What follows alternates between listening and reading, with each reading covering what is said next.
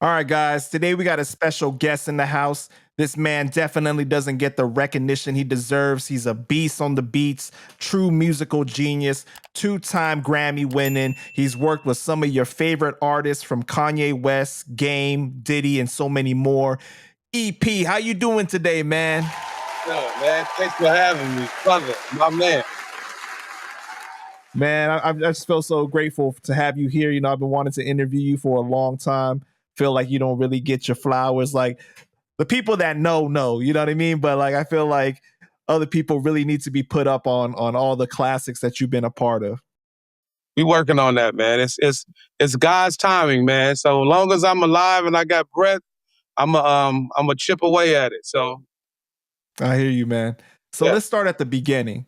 So you yeah. were born in Watts, California, right? I was born in Shreveport, Louisiana, but Oh, I okay. moved to LA when I was 1 year old. So I lived in LA. I moved to Watts when I was about 5 years old, and I grew up in Watts all the way from kindergarten all the way till I was about 20 years old. So about good 15 years. Did you grow up with any siblings?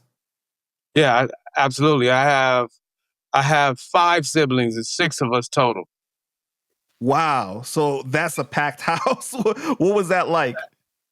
Man, amazing. I wouldn't trade it for anything. Like it's my siblings are still my best friends to this day, and amazing. It was definitely an adventure. You know, it was an adventure, but I wouldn't trade it. Man, that's great because you know a lot of people can't say that, you know. So for you to be able to say that your siblings are your best friends, it's always great to hear that the family household was so close. Absolutely. So, what did your parents do for work? Well, my mom was a teacher's assistant at my actual elementary school that I went to. So I got in a little bit of trouble, but with her being there, you know what I mean? A kid with their parent on campus was a little rough. I couldn't do nothing. I still No, you had to tried. be I on was getting point. caught every time, man. So my dad, I didn't grow up with my dad, but I had a uncle who stepped in as my father, so I wouldn't have traded that either. Got you. Okay. And how would you describe yourself as a child growing up? Very ambitious, very curious. Um, one not to I was not afraid to try something. And if I was that kid, if you told me I couldn't do it, then I had to prove you wrong. I was that kid.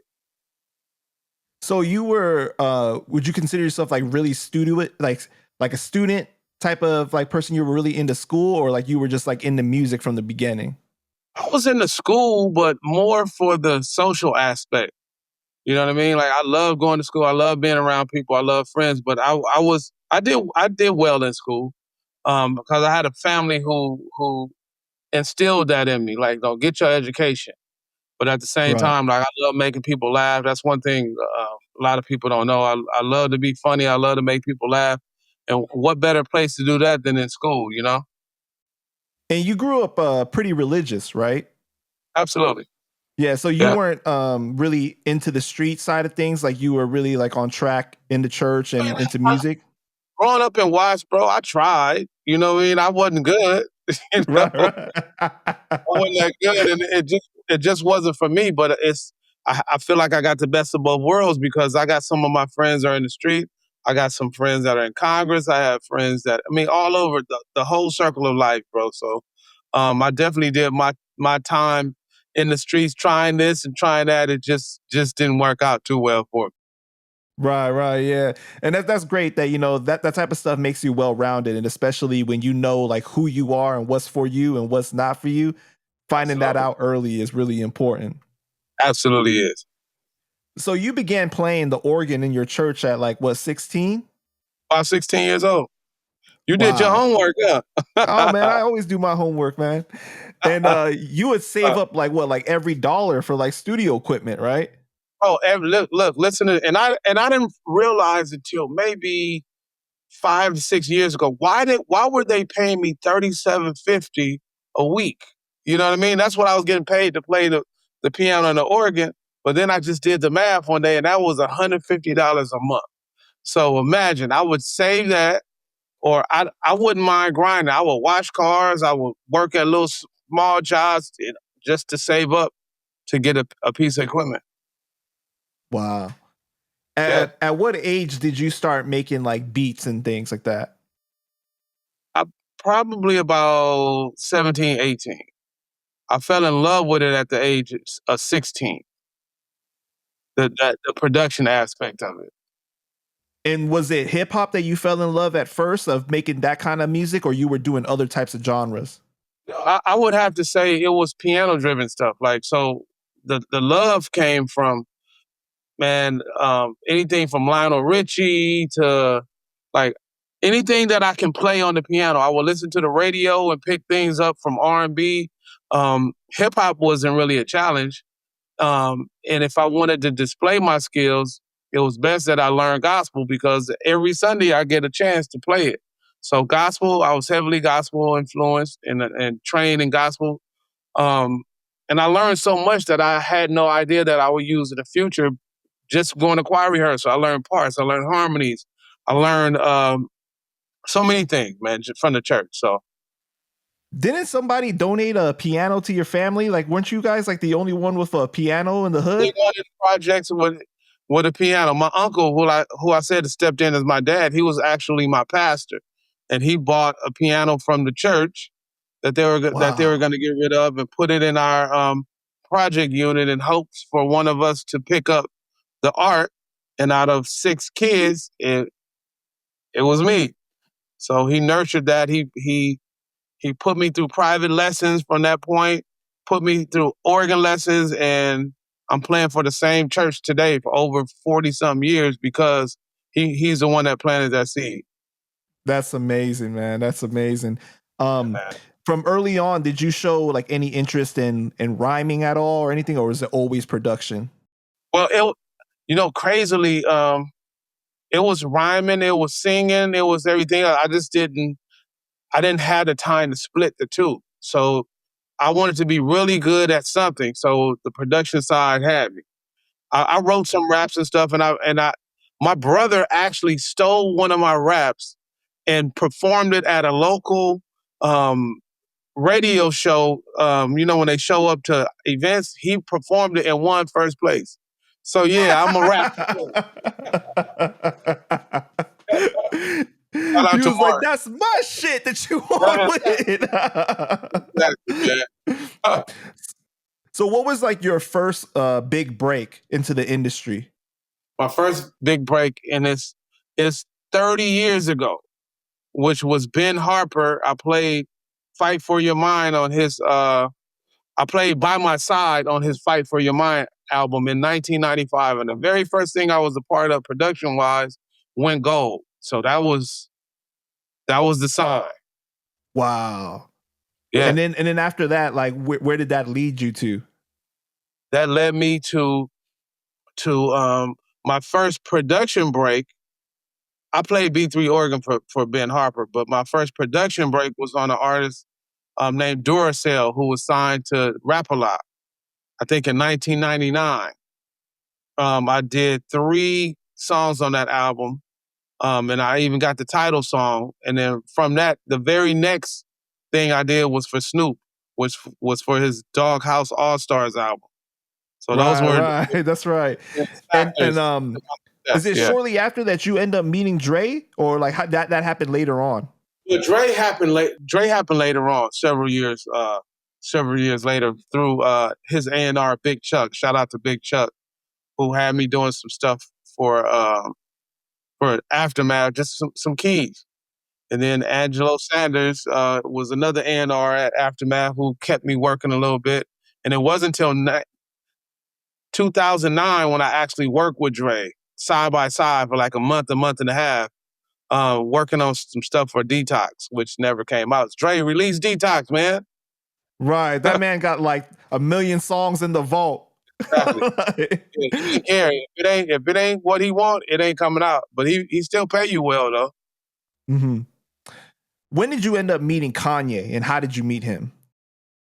Kanye, funny story. Kanye came from the Aftermath tree. I was playing keys for Aftermath. They would call me for sessions. when they had a producer in town who needed a musician. So I'm actually on my way. I think I was on my way to a date or something. And then Angelo, shout out to Angelo Sanders, who was the A&R at the time. Angelo hit me like, "Hey, yo, man, I got a producer in town. Can you go to Larrabee for a session?" And I'm like, I almost didn't answer the phone because I didn't want to go. I was on my way somewhere.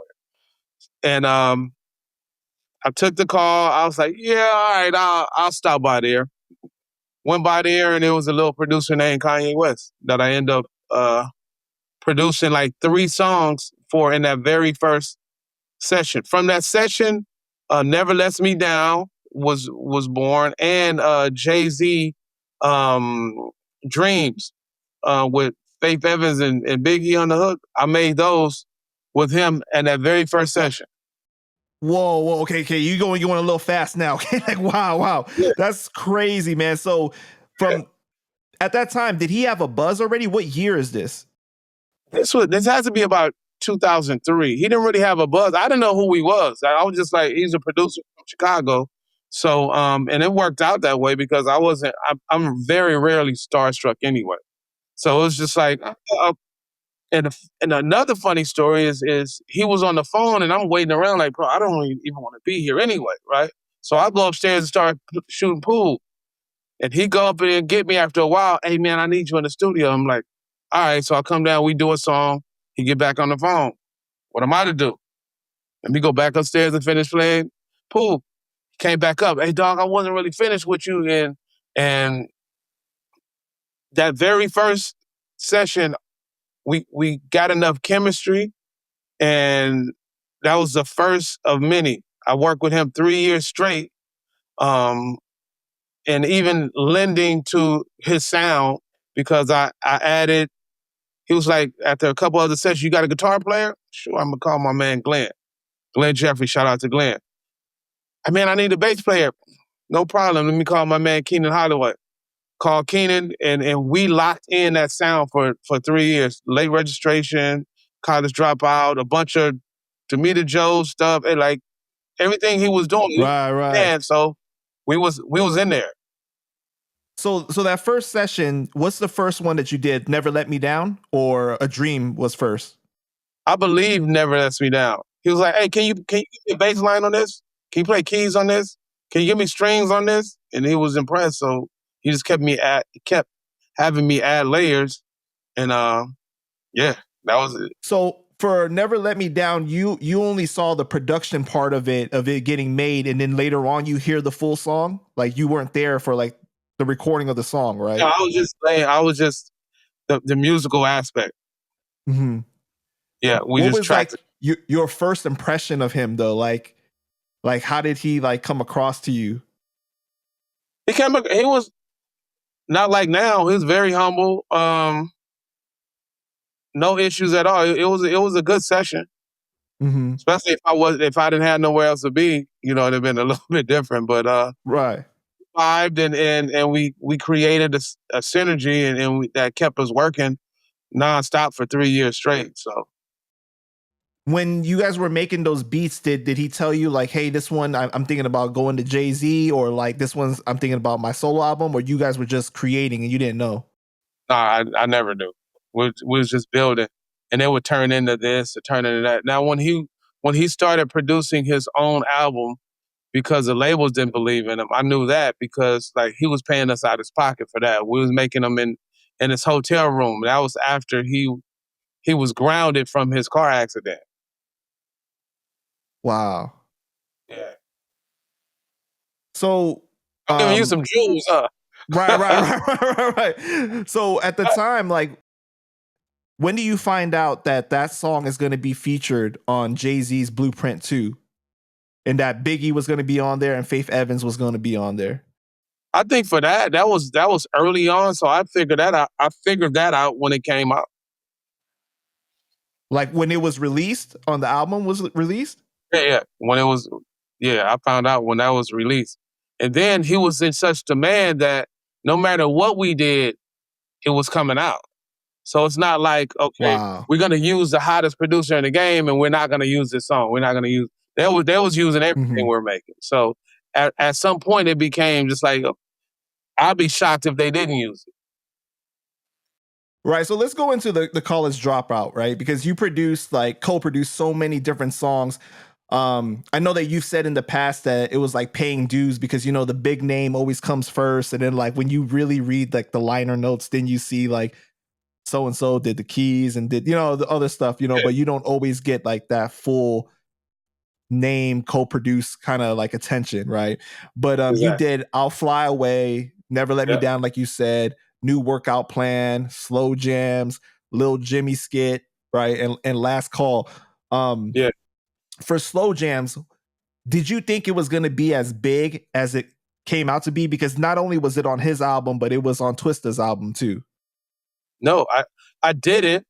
I know it was a dope song, but that's one of the songs we did for his album that he paid us out of his pocket for. We did that in this hotel room at the W in Westwood, California. Wow. Yeah. And for that whole process when you're working on it and everything, because I know like at that time, like if you watch the documentary right on Netflix, like people just weren't really believing in him. But for you, did you see like that potential in him as a rapper? I did. I thought it was dope. But back then it's just all about hype and if somebody's rocking with you, then they'll put you on. I thought his bars was crazy. Mm-hmm. I was shocked that nobody took him serious. But at that point, it was more of we want you for this. You know what I mean? We want you for your beats. We don't want to help you get Right. here because you're gonna leave us. Yeah, because at the time it was like from what people say, it was like Dame Dash was the one that really believed in him. Like other people at the labels really didn't believe in him like that. Like, you know, like you said, people wanted him for his beats, not so much for him to be a rapper. Yeah. And I don't know how much, to be honest, I don't know how much uh proving he had to do to even Dame Dash because Dame had the power to turn anybody on at that point. So for him to have to Mm-hmm. do it himself and create his own budget and his own buzz and all that still came with a little bit of resistance, you know? So I was hoping you could clear something up for us. The song Last Call that appears on the College Dropout. How did that Hmm. song come about? Because evidence from Dilated People said that he played the beat for Kanye in the car. Originally, he wanted to give it to Jay-Z, right? It was called Mr. Rockefeller. And Kanye Okay. said, no, I want to keep it for myself. Later Hmm. on, 3H told Evidence that you guys were working on the song, and Evidence came to the studio to see it get finished. But I guess the sample didn't clear. So you know, he hired some musicians to replay it. I'm assuming that's you and your people, right? And he said that him and Kanye kind of got into this like argument about the whole thing. Like Kanye told him he did the music, that Evidence did the music and he did the drums. What happened exactly in the production of that song? I honestly couldn't tell you because I wasn't in on that part. I just know he called us in um, one night, like to really close the album out. It was a deadline.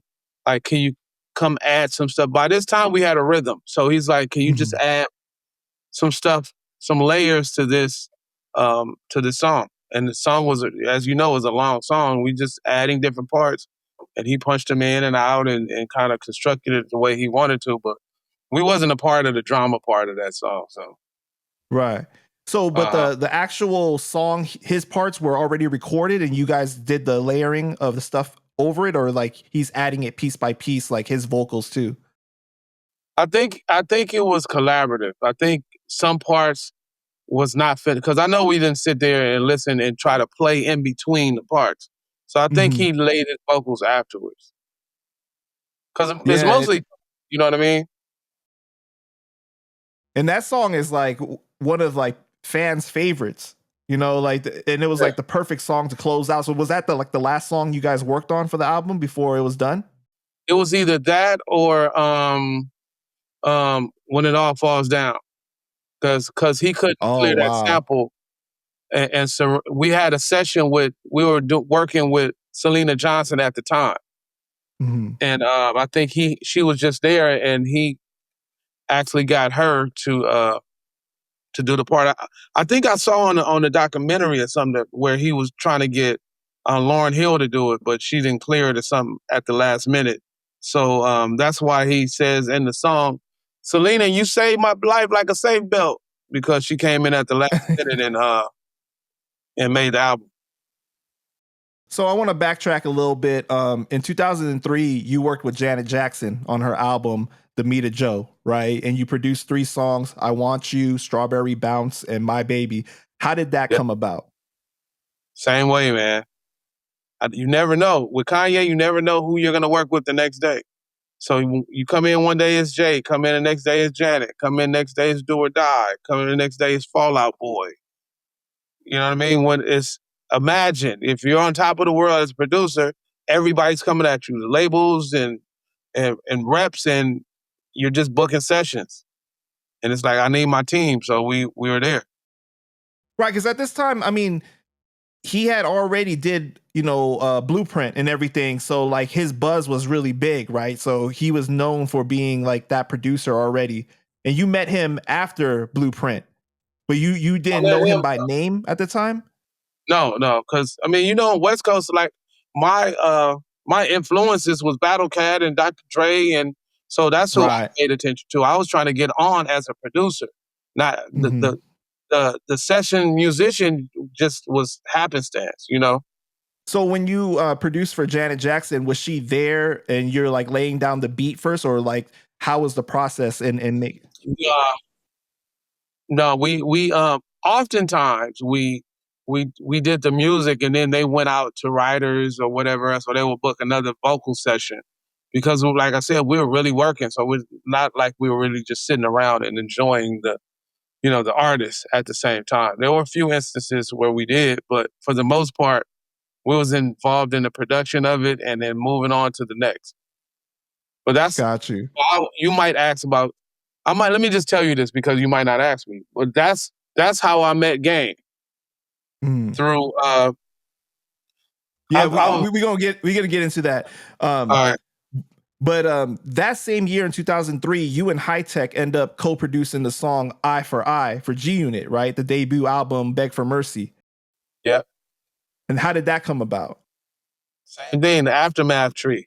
Got to give it to Aftermath. They would call me for sessions. Like I said, when the producers in town need a musician, they would call me. So I would just show up. So I wouldn't know who it's for until they tell me who to invoice. Got you. Okay. You invoice 50 Cent. Man, that's crazy. So a lot of times it wasn't necessarily like you guys were in the studio together. It was just like done beforehand. Absolutely. And at that time, it's like G Unit was like on top of the world. It was like the biggest thing. So how did it feel for you when you found out that it was going to be on that album? I mean, amazing. Just imagine, this is one success after the next, And it's just like being a part of that tree. As a fruit grow, you partake of it, Mm-hmm. Yeah. Did you have a relationship with High Tech prior to that song? No, I met High Tech through that medium right there. Wow, okay. Mm-hmm. So in 2004, you end up working with Brandy on the album Aphrodisiac, right? And you co-produced the songs Where You Want to Be and Talk About Our Love with Kanye. That was another situation where you just got called in and you didn't know?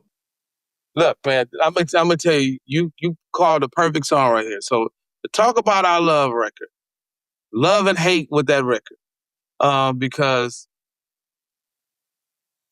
after producing so many and co-producing so many records with Kanye, we were like, look, man, make us a part of your production team, not just the musicians. So, oh man, once I do this and I reach this, I'll be able to have the right budget for y'all and this. So this is our big shot. He has to go out of town, but he calls us for the Brandy record. He said, EP, his exact words, I'll never forget it. EP, you know what to do. So I'm like, cool, he got to leave that. Come on, guys, let's come in. Okay, I hear the sample. Let's give it a change. Let's go here. Let's take it to the 4. Let's do this. So we built the song, constructed it. Song is a hit. We proved it. We own Kanye. Kanye come back, listen to the song, and say thanks, and that's it. So no big production. What? You know what I mean? Just thanks. So we literally constructed that song 70%. He just put the sample on. We did everything else, but like that's my charger to the game scenario, to where it's like, the light comes on. Right. So did I mean, damn, that's like okay. I guess I understand. Like that's where you're like paying dues, but it's hard to not feel some type of way about that when you do. Oh, absolutely. That's why I said. That's why I said the light came on. Like you can either, and this is something perfect for younger producers to learn from my mistake, because you can stay in something so long and never get elevated or rewarded, or you can say, you know what, it's time for me to get off this train. Mm. Especially while we have an amicable relationship. Like while it's still cool, like I rather just start phasing into my own lane as opposed to writing your success. Especially, I was foolish enough to believe, and I say that, sarcastically, that I'm just as valuable as you. I play keys and produce. You're calling me to produce. So I was willing to bet on myself and walk away from that situation shortly after. So, a lot of times in the industry, like this is a perfect example where you talk about beat making versus producing, right? Like somebody makes the beat and then the other person has like the vision to see the entire record through. What is your thoughts about that? Because like people like even Dre gets criticized for this. Like people will say things like, "Oh, you don't make all the beats or whatnot or whatever." You know what I mean? But then like he has the vision of like seeing it all come together or being like the maestro of the orchestra. How do you Yeah, feel about that?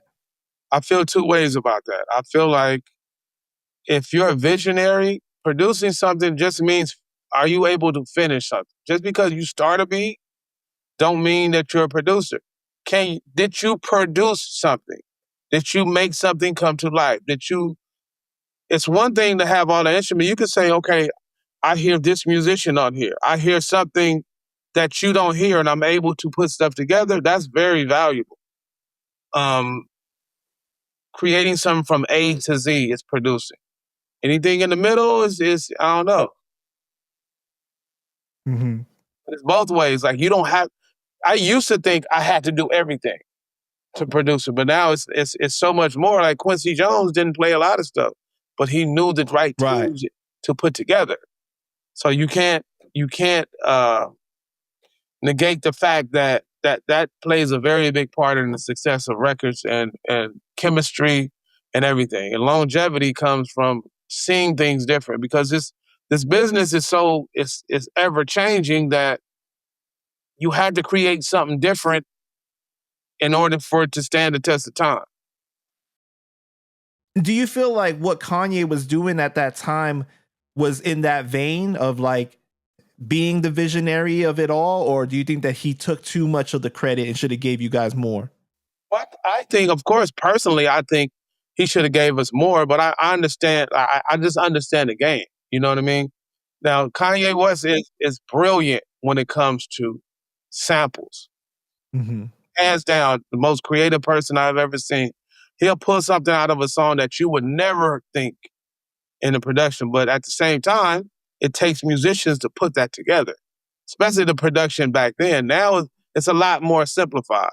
So it's not so much now. But then, um, if you're gonna go to the bridge on a sample, it takes musicians. So, how did you end up meeting the game? Because you ended up co-producing the song "Dreams" with Kanye for his album, the documentary. Hmm. Same way, I met him in a session. But at this point, I got a plan, right? So when I'm in with these artists, let me create my CD or DAT, and like I'm gonna, when I get an opportunity, look, I don't only play keys, I produce too.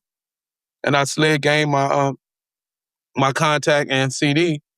And the very next album, I ended up creating "Looking at You." Right. We gonna get into that too. But at this time when you worked at with Game at what is it, like 2004, 2003 when you first worked with him? Through Kanye. Whatever time that was Right, making right. the album, we did a couple records.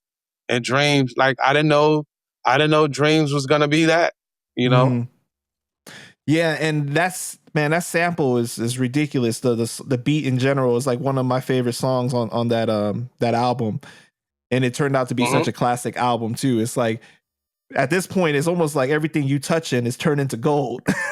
Right? You got the Midas touch. Hey, man, hey. But what was your first impression of Game when you spoke to him for the first time? Um, super cool dude, because I'm used to different types.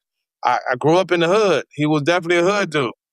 Um, I was a fan of his work prior to that anyway. So I heard the buzz, and I was happy to meet him. Oh wow! So you heard his Street album, but like you know what it is, Volume One and everything, like I think I circulating heard a in the song. hood. I wasn't a Uber fan, but I just knew, okay, the game. This dude called the Game out of Compton is really dope. Right. So when Game came in the studio, it's like, okay, cool. Now we're working with a West Coast artist, because the other artists have been from, on the East Coast or Midwest that we're working on. Now it's getting serious. We're getting to the West Coast, you know? Right. This is your backyard now at this point. It's You my know. backyard, my peers. Right. Yeah. And so the feeling is different at that time. But then because I saw you post on your website, you had this old picture of you and him in the studio together, right? He still even has like the property and G Unit shirt and everything. So this was like way Yeah. back. That was around the time we're working on documentary, Hmm. And or shortly after. the first version of the Dream song, it had different verses. Like I think maybe had a additional verse or something like that. I don't know. Okay. I don't even remember. I'm telling you, bro, like day after day, it's this person, it's that person, it's this person, it's that. How do you even keep up at that time? It's like you just keep on flowing. Yeah, having a file cabinet and keeping your your paperwork. That's the only way, but because it was just so many, and and not all of them were on labels. It was some people that were we were doing side business with. Right. And Yeah, at that time, do you feel like I know the credit, like as far as like your name getting credited and everything wasn't to the level, that you wish it was at, but from a financial standpoint, do you feel like you were getting paid what you deserved at that time? financially, um, I was I was taken care of. Like Oh, I was a union musician as well. Like so, there are certain things. Certain night I make like really great money. So, but at the same time, I still had a 9 to 5.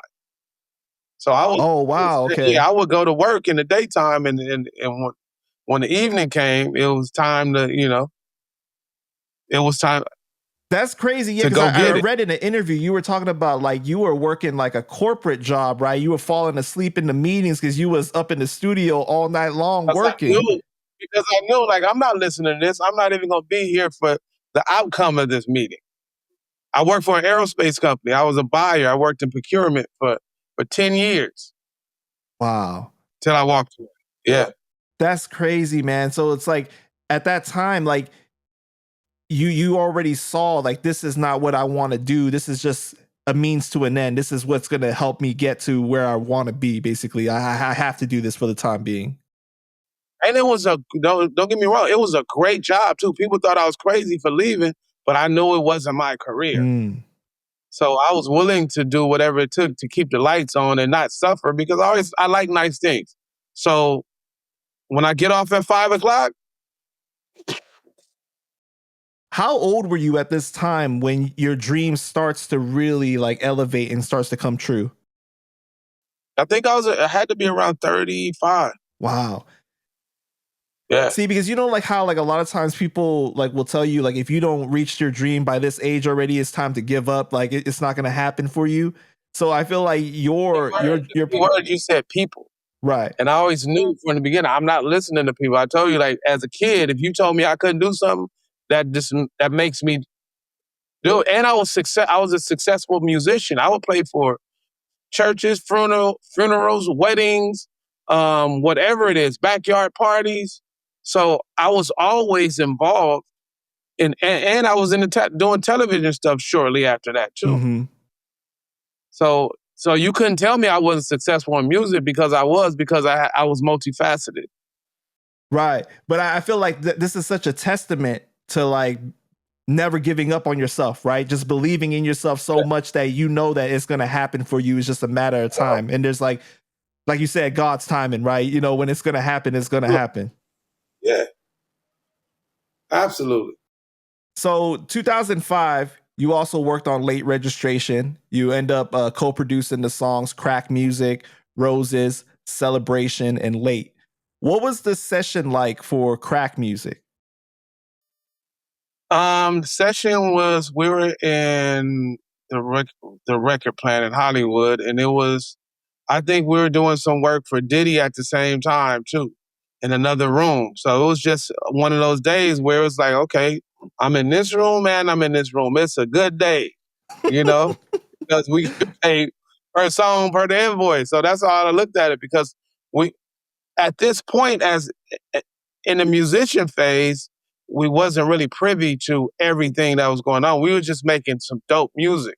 Right. And then it landed where it landed. So Game is not here at the session while you guys are making the beat or anything like that for Crack Music? No, oh, okay. No, Game was, yeah. Because, you know, they say the story is that like he starts walking around singing those bars. That's that crack music, that real black music. And Kanye gives him $1 to go into the the booth to record it. And then that's probably true because what it is Record Plant is a studio in Hollywood that has several rooms, and they were booked out by Pharrell, by Diddy, by labels. So if you're in a session, you can easily walk into somebody's session that you know and be like, oh man, I like that, and automatic just do barters or like have them do something and figure the business out later. Right.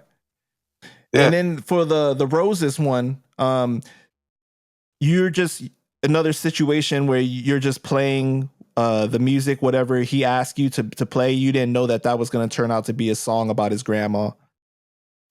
Well, I knew that one. He told a story about that one because his mom was at the studio that day, and then she was going to meet Patti LaBelle for the first time, and she just can't happen to come through the studio as we're making that song, right? So he asked her if she would grace the booth, and on the spot, she went in the booth, and Roses was born with Patti LaBelle as she was coming to meet Kanye's mom.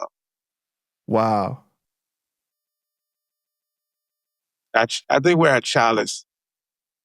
So, you know, Late Registration and College Dropout ends up winning Grammys, right? You have so much success working with Kanye. I mean, like some of the biggest records and everything is with Kanye. But at this point, shortly after Late Registration, is that when you go do your own thing? Let me see what. It was about what year did Ne-Yo album come out? 2005. Right, that's what I was about to ask you. The next question was the Ne-Yo album, 2006, right? In my own words, you do this song, Get Down Like That, which is the beat is ridiculous, bro. Like the way it kicks in is like so, you know, theatrical. You know what I mean? Thank you. So it's around that time then. That's when you decide to kind of like move away. Hey man, I like it's been nice, but and then that's where I landed doing stuff for Ne-Yo, and that was like solidifying because that had nothing to do with the Kanye tree. That was all, you know, my relationships and me building it. So wow. And did he ask you, like, did Kanye ask you, like, nah, man, like, stay and continue to work together, or he understood, like, he was cool with it? No, he never asked me. At that point, he was flying high. He had his own artists. He had he had um, John Legend at the time, John Stevens. So Right. he had started coming in the picture, and he had started taking some of my work because he played keys too. So he was like, I kind of got to let him, you know, get a little of this as well. So um, it made it an easier transition, and I always wanted to leave right. So he would call me a couple of times, and I'll be like, "Hey, man, I'm not available, but I'll send you somebody. Mm. Like I'll refer you to somebody else that can come in." But I had enough, you know. Ultimately, when you look back in retrospect, do you think that it was still the right decision, or do you wish that you had stayed on a little bit longer? No, I feel like it was the right decision because that's his that's his cabinet. Right. If I can put it in political terms, doesn't mean that just because you're invited into the room doesn't mean that you're welcome into the room or into all the room. So if Mm. you understand that, so just take as much as you can learn from that, apply it, learn what to do and learn what not to do. The most valuable thing is just being in the room, paying attention so you can make it back there for yourself. Right. So I learned the good things and the bad things. But I So value myself enough to take the risk. yeah, and that's really important. It's like just Yeah. knowing when the right time is the right time, right? Yeah. And Mhm. being confident in that. But to go back to the Neo song, how, the remix has Ghostface Killer on it. Did he Mhm. come up with that idea to put Ghostface on it, or was it like a thing you guys Yeah, discussed? I think it was a Def Jam thing. I think they wanted to pair they were both signed to Def Jam. They wanted to pair them together and for me to get a Wu-Tang member is like pair on. Right, right. You know? But for that situation, it was interesting because like I know you did some R&B before, but then you were like so heavy on the hip hop side. Was it refreshing for you to go back to R&B for a little bit? I see I never left it though. So I was making everything. That's just what stuck to the wall. So and it's nothing but gospel. You know, I was doing that every Sunday. And my first contribution to the game was an alternative album. So to be able to just do multi genres is, hey, I'll take it all. Mm-hmm. Because I feel like I think you said in another interview was like it's nice to be multifaceted like that, so like you don't gotta kind of get bored. You know what I mean? Like when you do your hip Yeah. hop thing, and then like you can go to this genre and then that genre. A lot of people they're just kind of like stuck in one lane. Yeah. And then fortunate for me, like the opportunities come fast enough for to where it's not even calculated. By the time I'm tired of doing this, or before I get tired of doing this, I get a call to do something for a television show, or Mm-hmm. I get a call to do something live on the road, or I get a call for a jazz project. I got 4 jazz albums, so it's just like when I get a minute, let me do something that and I'm gonna tell you this: jazz was born. My jazz projects was born because I was frustrated with the business. So I said, let me do something that Kanye can't do, and let me do something that Dr. Dre can't do. Wow. I'm gonna make my own jazz album Yeah. where I'm so. That's important, man. I feel like the business side of things, a lot of times it kind of gets in the way of your love for creativity and the music. You know what I'm saying? Like a lot of people, they get, I don't know, like thrown off by the music industry itself. Cause you know, the music industry is like mostly business rather Yeah, than with the all actual due respect, music. I'm just saying that out of respect. Is like, let Yeah. me do something. Let me contribute in another area where my greats have not done it yet. The footprint Right, wasn't. right. So this same year, 2006, you worked with Diddy on his album Press Play, right? On the song Everything I Love, which features Yeah. Nas and CeeLo Green. But that was co-produced with Kanye. So Mhm. so before you left, how did you guys come up with that song? That was the same situation where just working and whatever opportunity came. Just working for this session. Diddy happened to be in the studio though. Oh, And he Diddy was was there. kind yeah, he was there and kind of at the end of it, he was coaching. Like, no, no, give me a solo, give me an organ solo. As you know in that song, I'm playing a solo all the way out. Um, and that's how that came about. He just happened to be in the record plan, and we're working on that record together, and there it is. What was his aura like? Your interaction with him, was it? Because obviously, like, you know, a lot of people looked up to Diddy, you know, from the beginning of just like he's been a part of so many amazing musical things. Mm-hmm. So the aura was, it's 9 times out of 10, I'm not gonna get the real person because I'm in the room with superstars. So you're gonna treat everybody. You're not gonna treat me any different there. You would treat me way different if you met me at the grocery store. Mm. So I always got to remember that. Like if I'm in a room and you don't know who I am or how valuable I am to Kanye, I'm gonna get the same respect as Kanye. You understand what I mean? Right. So I didn't. I didn't have anything negative to say about it. I didn't. But I'll be foolish to think it's all me if you don't even know me. Right. Right. You know what I mean?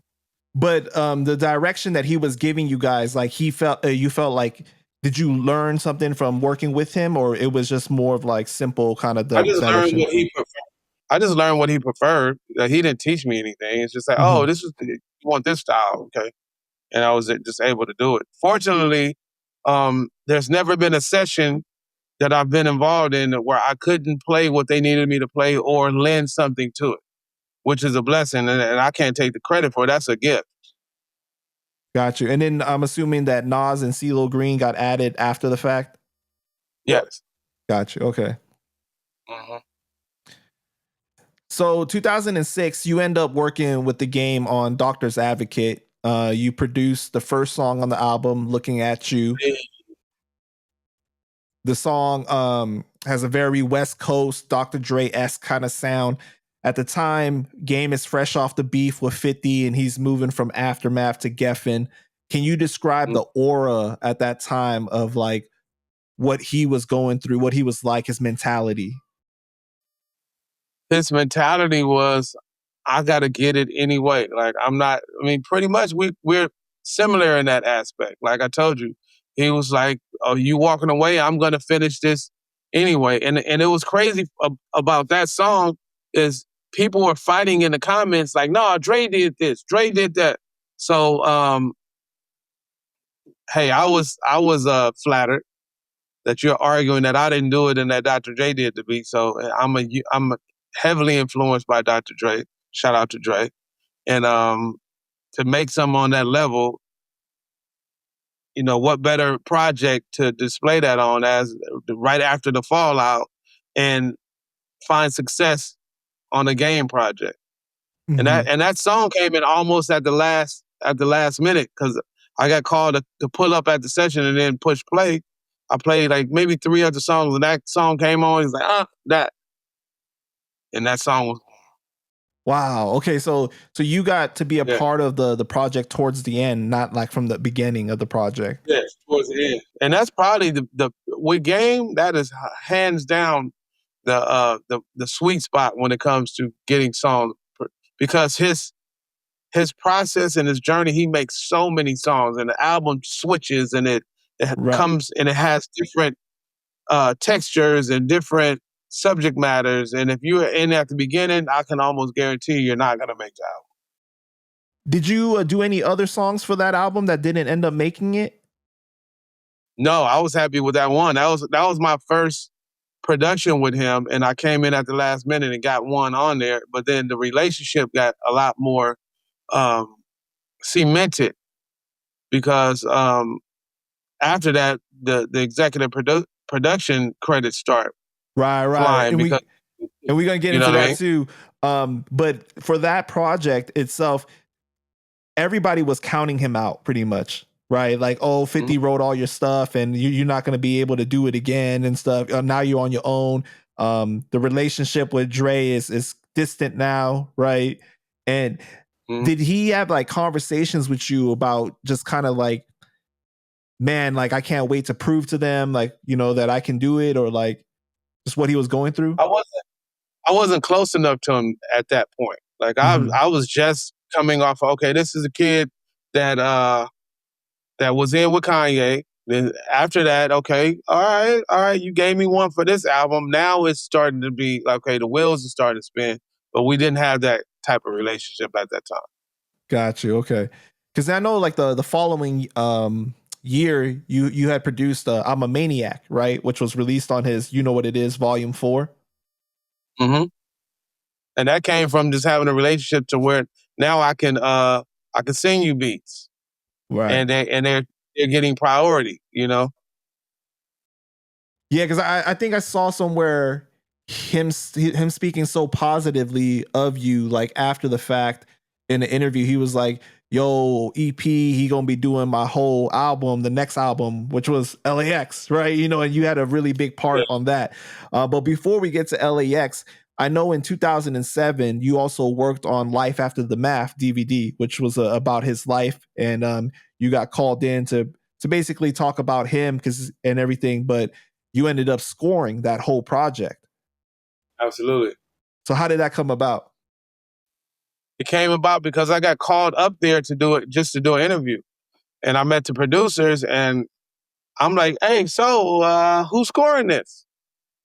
And they're like, "We don't know yet. Well, we can't afford you." I said, "You know, whatever. Like, let me score this," and it happened just like that. Wow, man. And you know, what's so crazy is Yeah, I remember watching that DVD and I was thinking to myself, I'm like, man, whoever did the music on this is dope. It fits like the mood and everything. And then I didn't even realize it was you until researching for this interview. And I was like, yo, that would make yeah. sense, you know? And that was, and let me tell you this, that was very detailed and calculated because they couldn't get clearance on the original songs Mm, from the documentary. So if you listen to those songs, they're kind of mimicking yeah. without infringing. You know what I mean? Like, okay, let me use the same textures and the same kind of cadence and patterns, and let me make it my own. So, and when he saw me do that, that gave him the he trusted that I can do whatever or lend uh, and and and contribute to any project that he did, and that's how the other credits became. Yeah, because you know that DVD had so many emotional parts, right? Like from him talking about the way that he grew up and the dysfunction between him and his family, and his, you know, especially with his dad, and even Hmm. the parts where his dad is talking on that DVD, you know, that gets really emotional. So the way that you procured the music was just so perfect for that. And Game even talking about his Yeah, brother and his relationship with Big yeah, Face, and you know, it was yeah. how do you do that? Like you do you lead with like empathy and emotion when you're making the music for that, like when you're trying to match it, like how what is your process? Just it's a gift, man. It's I'm supposed to paint the emotion. If you're happy, I'm gonna give you something in a major key and something that's light and bright in the sound. If it's something if it's something sad, I'm gonna give you some strings and something dark and something because I'm a real artist. You know what I mean? Because I'm always thinking that I can be watching television, a commercial come on. I'm listening to the beat and in the commercial, and I might be doing this because Wow. I'm just tuned in like that. That's just I don't know what to say about that. You It's know? just like your natural And I'm instinct. able yeah, naturally, no lie. And so after that situation with him, you learned a lot more about him, I'm sure, from watching the DVD while you're scoring it and everything, and then your guys' relationship grows even closer. Yeah, yeah. And while you're building with him, like what is how would you describe like the friendship? I would say it was a genuine friendship. It was like I would we started getting invited to personal things, right? So he invites me to his son's birthday party, or we're gonna go out. EP, we're gonna go celebrate my birthday here, and then I invited him to my church to come speak to the youth who are going through things in the neighborhood, and he came to that. Wow. So it became a lot more personal as opposed to just being about business. Hmm. So 2008, you work with Game on LAX. Now, this is where you did the bulk of the production for his music. But I want to talk about the intro and outro of that album first.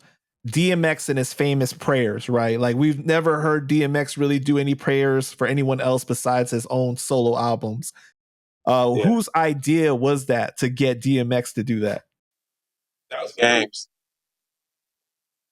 And Hands down. what was like your reaction when were you there in the studio when DMX recorded it, or?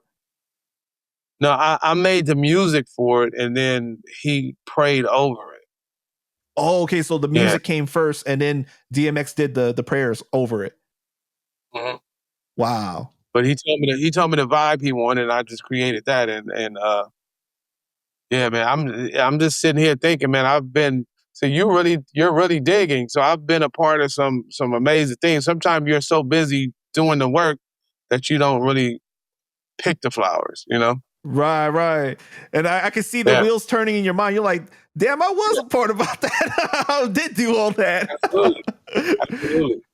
So were you in the studio when he was recording it, though? Or it was sent to him and he was in New York and he recorded over it? Yeah, I wasn't in the studio. I'm not sure if he came in or what, but I wasn't there for that recording. Got you. And you imagine when I hear the stuff back. Imagine if when I hear the stuff back, I'm like, yeah. But you had a big part over some of the other records, like Let Us Live, right, with Scott Storch. Mm-hmm. And Scott is known for his. I'm sorry, go ahead. Oh, go ahead. Oh, no, I was saying, but Scott is known for his keys. You know what I mean? So what part did you do of the beat? You did the keys too? So, yeah. So a lot of producers, they do a beat and then they allow the artist to add their art to it and then they finish it in post. So for this project, with me being executive producer, Game depended on me and allowed me to add things to certain songs that were a little empty or that wasn't finished or the post wasn't added for whatever reason, and then to kind of give the whole album a cohesive sound by just what I thought this song needed. Okay, this song isn't as big as this song. Let me add some stuff to make this bigger.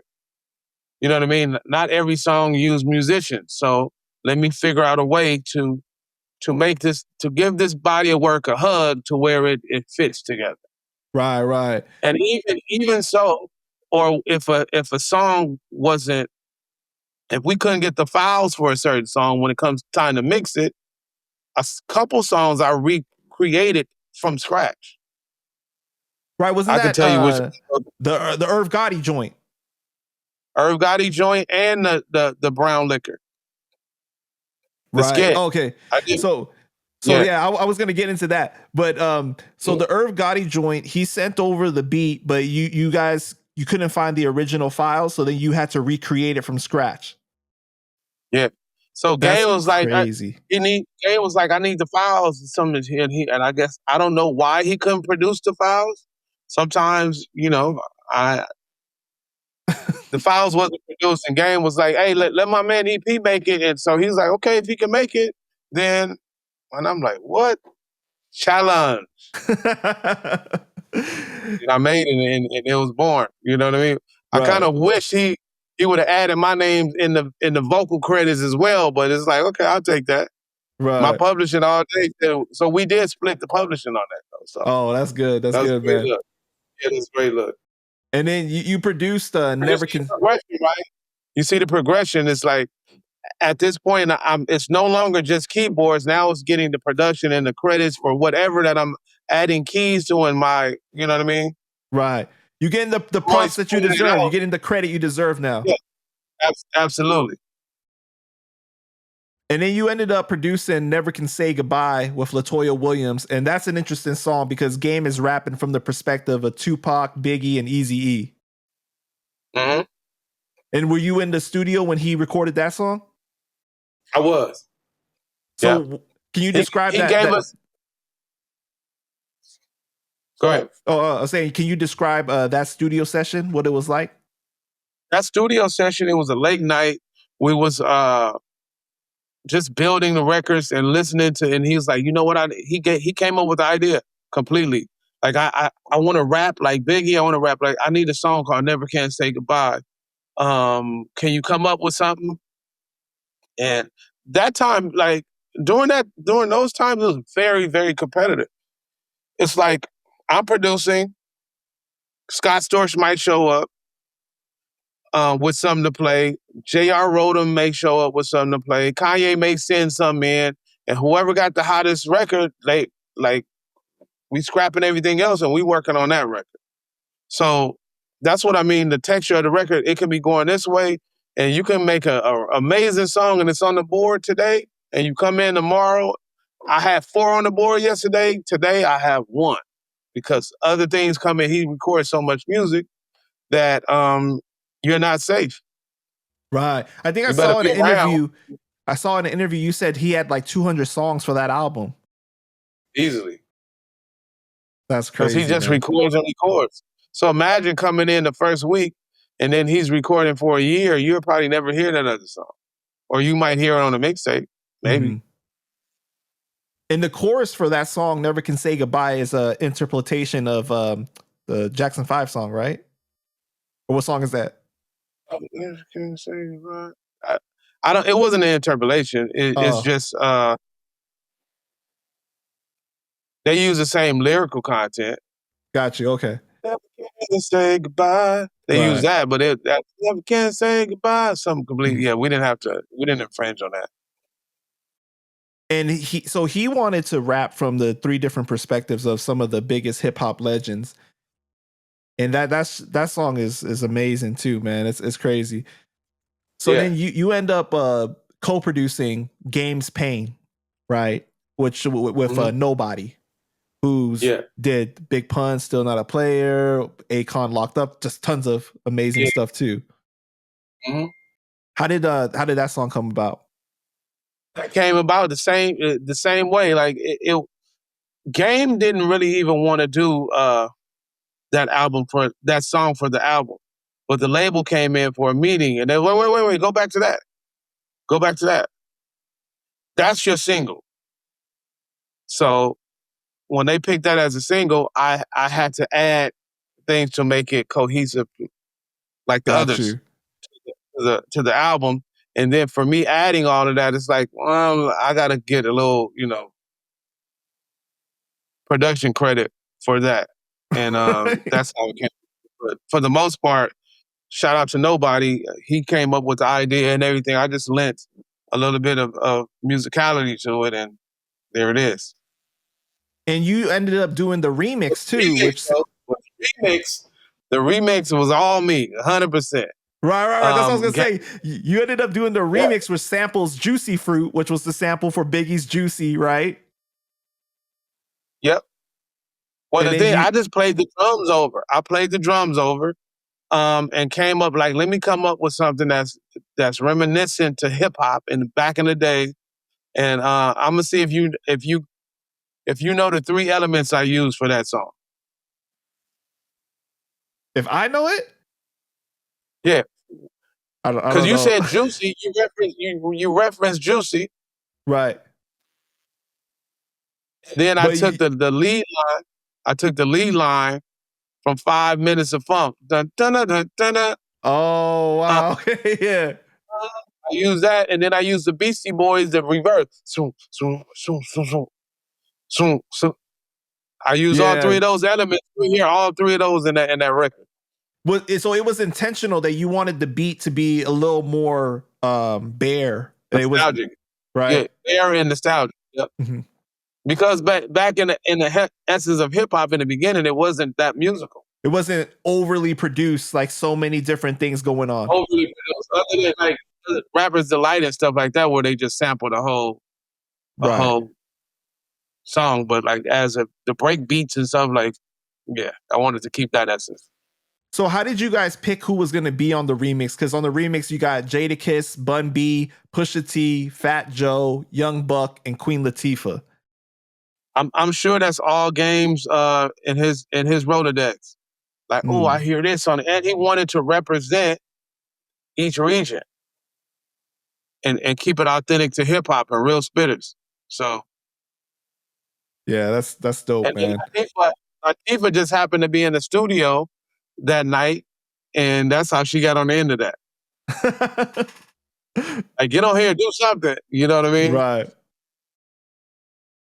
So you end up producing the Hard Liquor skit, right? Which has Nas on it. Yeah. Nas is like infamous for calling in on people's albums on the phone and everything. Whose idea was it to put the Hard Liquor song in the background? Games.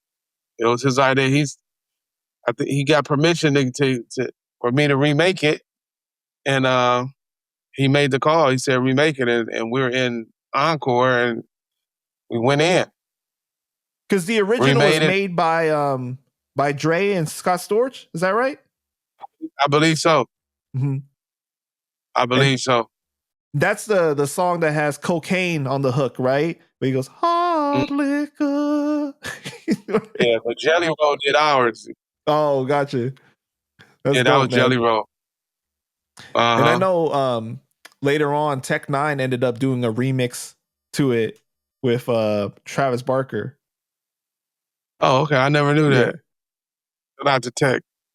Yeah, shout out to Tech, man. So in 2009, you end up working with Mack 10 on his album Soft White. You produced the song Big Baller that featured Birdman and Glasses Malone. I know Glasses Malone is your guy, you know. And It's Your Life with Anthony Hamilton. So what was it like working with Mack 10? Woo! Woo! I'm just going to say that. It was interesting, should I say. Yeah, me and Mack didn't see eye to eye on a couple things, but the music came out amazing. What do you mean you guys didn't see things eye to eye? Like he didn't like some of the route that you wanted to take, or you didn't like? He didn't agree with my quote. He didn't agree how with much my you quote. Wanted to charge. Yeah, he didn't agree. So I'm like, okay, well, and I didn't think he was going to use it, and he used it anyway. So we had to get creative on compensation. That's all.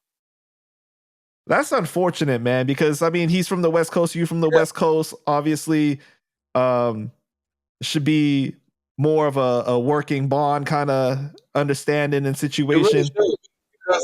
Because all I do is give. You know what I mean? I've been a giver. So if you got a problem with me, it's probably something wrong with you. Do you feel like in that situation you were being very understanding and like you tried to work with his budget, or and he just was being unreasonable? Absolutely, yeah. I didn't give him a hard number to where it's like disrespectful. Like I understand tiers. I understand. I can't charge somebody without a budget in most cases, like they have a label behind them. I understand that, but at the same time, I know the value that I bring, and at some point, we have to do business. Right. So for that situation, like, that's something that you guys don't do ahead of time before working together? You don't say, hey, I'll work on this but you know, I'm expecting this and everything, like from the jump to know? Oftentimes not, because it all comes down to me allowing you to use my music, or you allow me to use your signing off on your vocals. So like this is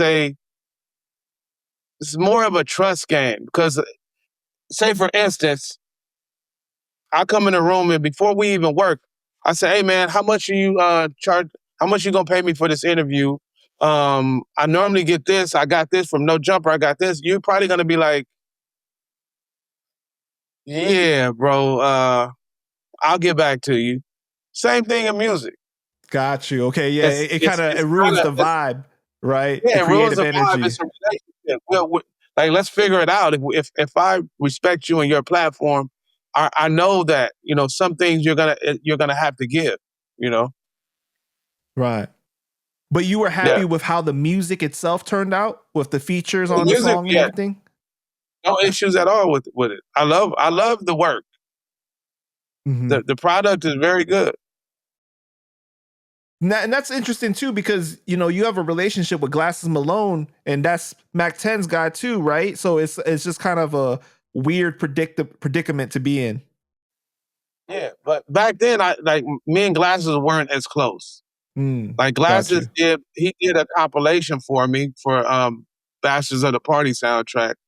That Right. was my first time meeting him, and that was 2000, 2010, 2009, 2010. And I think the project came out in 2011. But now we have we're really close and have a lot. We have a great working relationship and a trust. Right. So I do things for him, and I don't talk about money, and he do things for me, and we don't talk about money. We figure it out.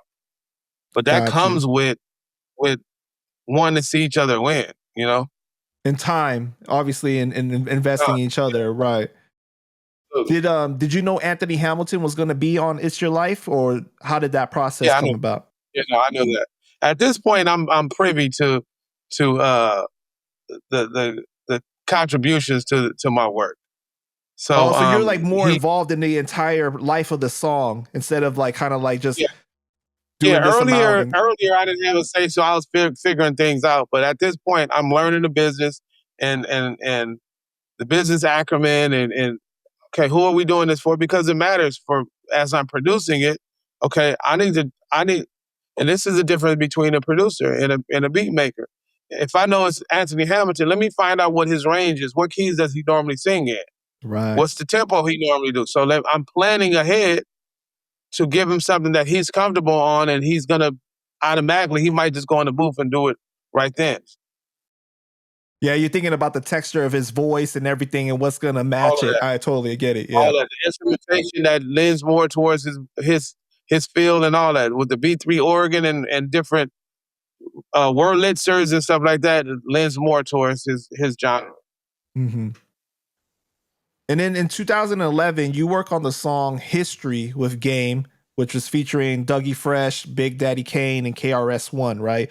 Just Mm-hmm. epic to have that many like legends on a song all together. And if I'm not mistaken, everybody was in the studio. That's how the song came Yeah, about, or they were out here for an award show, and we're working on LAX, and they all pulled up and they got down on it. wow. What was it Yeah, like being in the presence of those guys? amazing. I'm a fan of hip hop, so those are the people I listened to growing up. So it was just awesome to be one in the room with them, and then to be respected and your art being appreciated at the same time. Win win win. What's amazing is when you listen to that song, you can tell like they haven't missed a step. Like they still get busy. You know, At all. KRS still gets busy. He went off on the song. Big Daddy Kane too. All Yeah. of them. hmm And so for that song though, like, did Game have like that idea like immediately, or it was just kind of like they saw No, him he planned it. working? No, he planned it. He planned like, hey, what's in it? They're coming through tonight. I need something for them. Got you. And that's how close we worked. Like he would tell me what he needed and then I would deliver it hmm or put the right pieces together, you know? So this same year, 2011, you released your soundtrack, Bastards of the Party, and you produced some songs for TDE, pretty much, you know, Black Hippie. They end up becoming super big, you know, shortly after Yeah. that. You got the song My People for Kendrick and J Rock. And then Mm-hmm. J Rock has another song and Absol has another song, right? What was it like Mm-hmm. working with those brothers and basically seeing how they've progressed in the industry? Working with them was nothing. They were my peers and my little homies. Like I would do stuff for them, they'd do stuff for me. Like TDE and the Furnace were synonymous. Mm-hmm. When he had a production company, I had a production company. They took off first. You know what I mean? And shout out to them. Amazing, amazing work and amazing what they're doing. I knew all of them were very talented, So which is why they're on the you project. knew Kendrick was going to be as big as he was. I mean, No, as he is now. not at all. I knew he was special. I Right. knew he had he had something obscure because we're hip to gangster. He was around. I know he had a more hip hop influence, but nobody saw him being that one. It's crazy because he was like J-Rock's hype man in the beginning, but Exactly. to see where he's at now is And imagine if you knew he was going to be the one, J Rock would have been his hype man. right. You It's know, crazy, man. but that's what you learn in this business, bro. Is that you never know. Treat everybody with respect. Respect every aspect of this game. You don't know who's gonna be who. Yeah.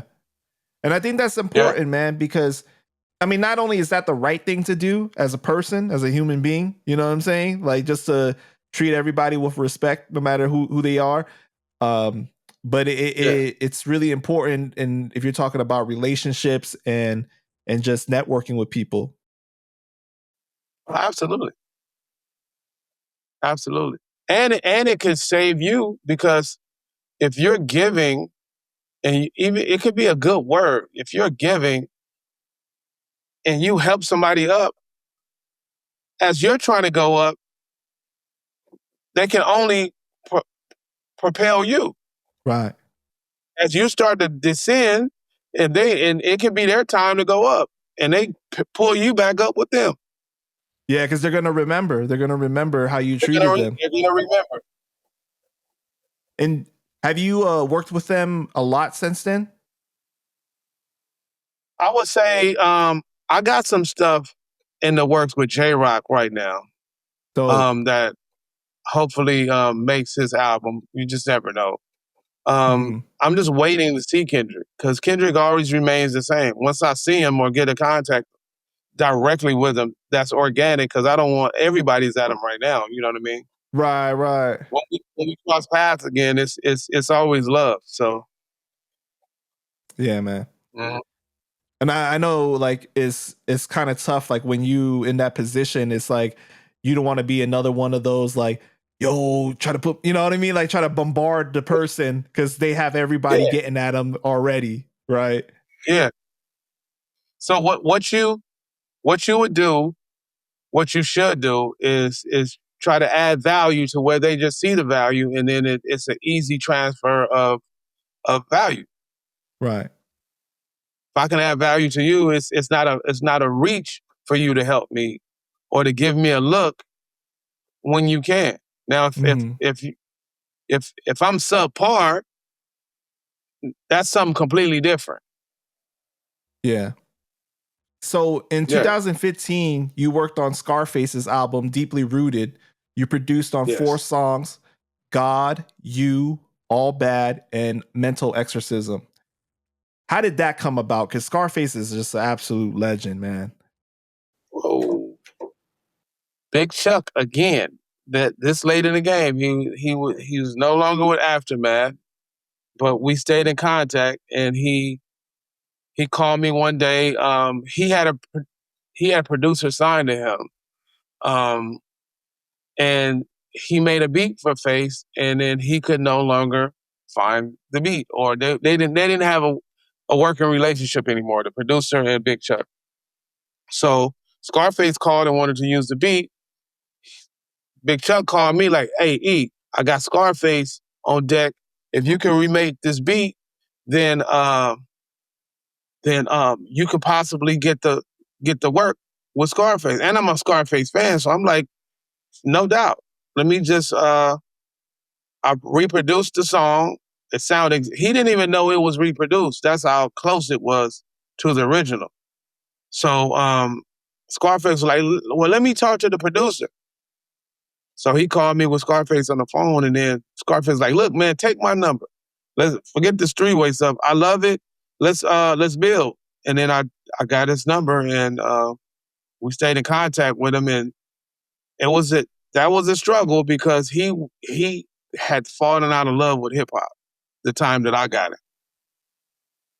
And it was just hard getting him to want to continue to record. So then when you're working with him, are you guys at any time in the studio or are you just sending him beats? At this point, I'm sending him beats. And Got he's you. sending me Okay. something back, and he was like, man, you really want to do this? And I'm like, I'm literally like, I wanted to make history with Scarface. So he'll send me a hook back. I will send him something back, and then we had an appreciation for my belief in him and for what I was able to convince him to get back. And he credits me for convincing him to rap again. So after that, after a year or two of that, and then we got in the studio together. And then I went down and I met his family. I stayed with him for a week or so, and we just built and got with N.O. Joe and just the whole team, Rico and everybody down there in Houston, and we had some synergy. So working with Face then was like you're taking on more of like kind of that producer, even more of that producer role, because you know when you're a producer, it's more than just making the beat and everything. It's like almost like the coach. You know what I mean? Like you gotta like encourage. You Oh, gotta. hands down. Did you know I executive produced that project too? Wow. Yeah, I executive produced it because after I started doing too much, I was like, hey, Face, man, I need to be the executive producer. And again, he's like, man, I can't afford to. I said, I didn't even ask you about money. Let's just work. And that's how that happened because I'm not afraid to roll my sleeves up and put that sweat equity in. Right. Right. And Yeah. and for you to make that kind of decision, right, where it's not about the money, obviously it's because of the relationship that you build with somebody and having the faith in the project and in the person. Hmm. Now, with that situation, with him being such a legend, I know eventually he ended up giving you props on Sway's interview, right? He even Hmm. said your name and shouted you out and Yeah. everything. And Hmm. I feel like that was like returning tenfold because of what you did. Come on. He's your favorite rapper's favorite rapper. You know what I mean? Right. Top 5 dead or alive for a lot of people. So to have him on my phone anytime and check, how's your mom and this and the relationship we built it's way more than monetary. You know, Hmm. I can really consider him like a brother to me. Like we're really that close. That seems like something that's rare to find in this industry of where you build Hmm. genuine relationships and not just a working relationship. Yeah, it is. It is very rare. So you've worked with N9ne for a few years now. How did that relationship come about? It came about a friend of mine's Muggs. Shout out to Inglewood Muggs, his head of security. Um, he's been working with him for years, and he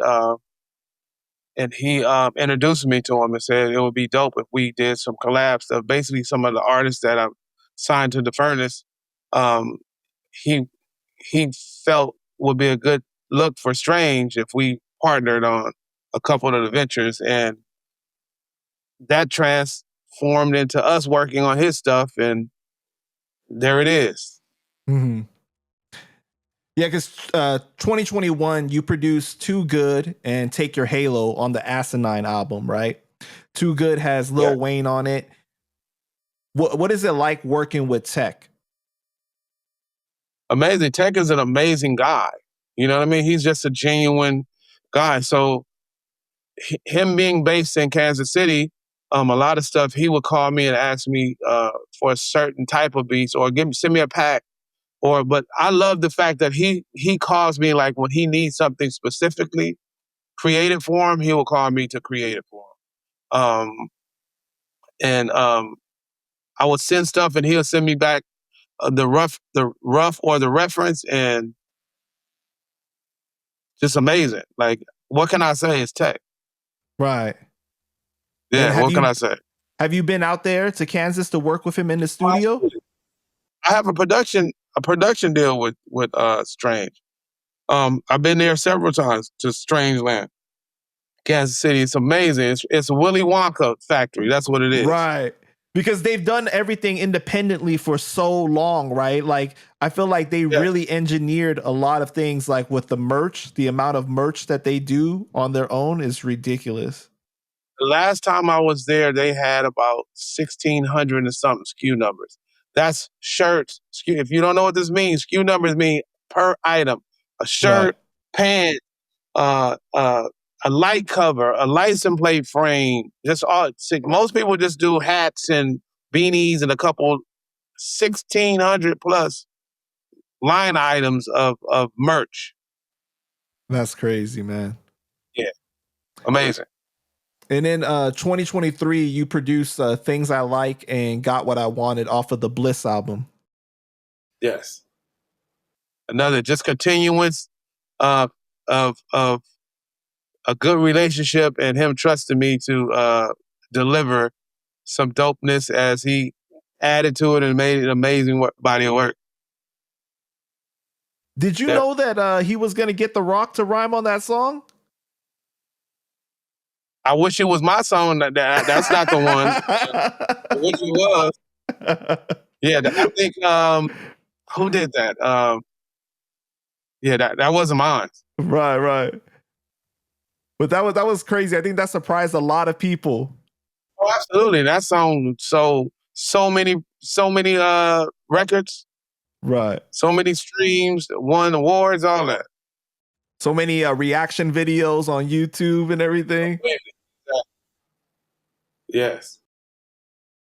So 2022, you produced the song Kanye Should Have Never Married That for Glasses Malone. How do you go from working with Kanye, getting plaques, everything like that, to producing that song? Did you know he was going to do that? I just made the canvas. He bought the paint and he painted the picture. That was his art. So I didn't know until he finished the song that was gonna like. And if it had been in the beginning, I might have been like, "Hey, man, could we just, But that's G, and he stands by what he believes, and he put the work in. So there it is. It ended up being true. But do you think that puts you in a weird position? I'm not in the greatest position anyway. So with that camp. So I mean, I don't have no beef, but like we don't have a continuing working relationship. When was the last time that you spoke to Kanye? It probably is maybe 2014 or something like that. It's been a minute. And that was just like a what's up, how you doing kind of situation that you saw him, or? Yeah, I saw him somewhere. I saw him a session or somewhere. Mm-hmm. But it's crazy because I may see him like in the coming weeks because I'm touring with Game and he's executive producing his album now. So right. Yeah, it's whatever. But have you guys never talked about working together again or anything? No, because we haven't really crossed paths like that. I think once we cross paths again, it may come up. Mm-hmm. But like I'm saying, we don't have a bad relationship. How do you feel about kind of the situations that he's placed himself in now with the controversies and the rants and everything? I think that's his cross to bear. I think he's being true to himself and expressing himself. And it's a little bit left of what I would do, but I wish him well. Right. Yeah. And are you gonna have anything to do with the documentary 3? Just performing it live. Right, because you guys are going on tour. Yeah. Yeah. So he calls on me to do pretty much the vast majority of his live shows with my band. So I'm fine with that. The in the studio thing and the long nights and all that. Yeah, let's go. Let's hit the road. I'll do that. If he needs me for something, he knows how to call me and I'll do whatever. Right. But yeah, but I've done that. Wait, aren't you guys supposed to be going on tour at the beginning of March? We're leaving Saturday. Wow. So when is the album coming out then? I'm not sure, but this is the 20th anniversary of the documentary tour. Right. So I'm sure we'll be performing the the hits Mm-hmm. and not necessarily focusing on the maybe in the fall he'll do another one where he's promoting that album. We may do another run. Yeah. Do you have any untold Kanye stories that you can tell us? Untold. Mm, not too many. I think I told you all of them. Oh, for real? Okay. Yeah, I think I told you. I think we talked about the vast majority of them. So you've also worked on scoring for so many TV shows. I mean, you did Unsolved Murders for Tupac and Biggie, right? Which that show was Yeah, amazing, bro. It's great. I believe so. Mission Impossible 3, My Wife and Kids, Bad Girls Club, Keeping Up with the Kardashians, The Real World. How did you get into that? I originally got into it working with Big Tank. Big Tank was the music supervisor for My Wife and Kids, Damon Wayans show. And he would we formed a working relationship on production back when Aaliyah was still alive. We was doing stuff for Aaliyah. He was with the Black Ground. He was signed over to Black Ground under Timbaland and Barry Hankerson. And Wow. he started having me come add production value to his production. And he had the TV show. So he's like, look, man, come get down with me on this television show. And I'm like, dope. He's like, I'll pay you this much for 1 hour. I'm like, word. And I came and I fell in love with the with the scoring aspect. And ever since then, it's like, man, I want my own television show and my own movies to score. I think I'm gonna ultimately retire in television and film. Right, because I saw in an interview you had said that that's where you want to ultimately end up, right? Because you can do so many different types of genres. Every genre in one body of work. Yeah. Now, for the people that are independent producers and everything, just so that they can know, right? Is the pay Mhm. better when you score like TV shows and collect off of that than when you do music, like in the Watch this. industry? Yes. Yeah, especially the more popular the song is. Say for instance, an episode of Power, they might have a budget, let's say a budget of $160,000 an episode, right? For this is just for original. This is for licensing. So, for instance, you you have a scene where you want a Beyonce record. They probably pay $60,000 to $80,000 just for that, for the couple minutes of or some seconds of that song in that episode. That's Wow. just a licensing aspect of it.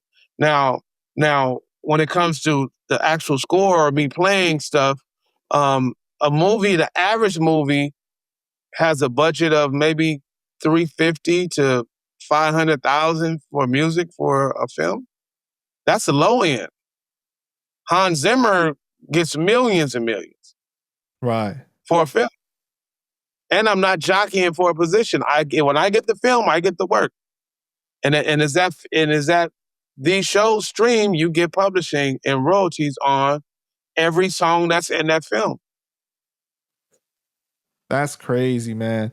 And Oh yeah. So if you're producing, you have to write your catalog in a way that it's going to be conducive for the next 10 to 20 years, subject wise, right?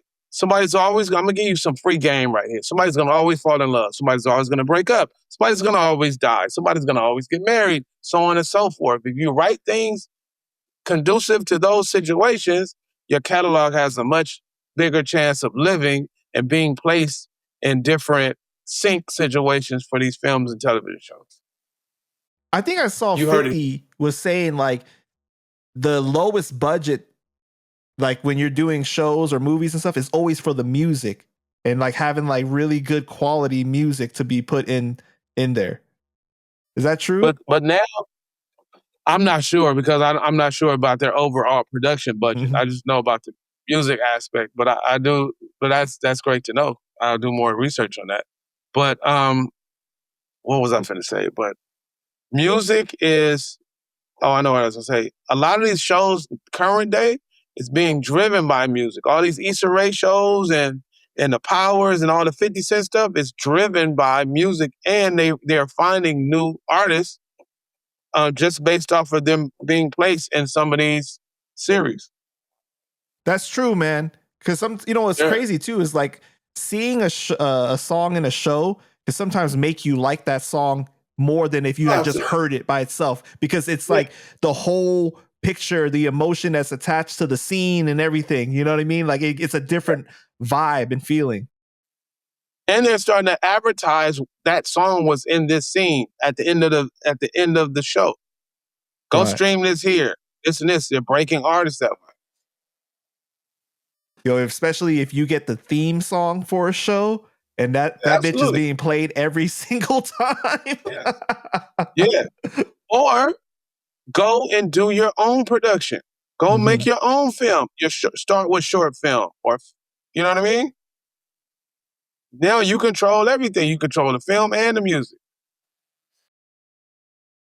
I know that you have a loyalty to Game because of you guys having such a long history of working together. But if you got the call to work on Power to do the music and everything, I'm already doing work on Power.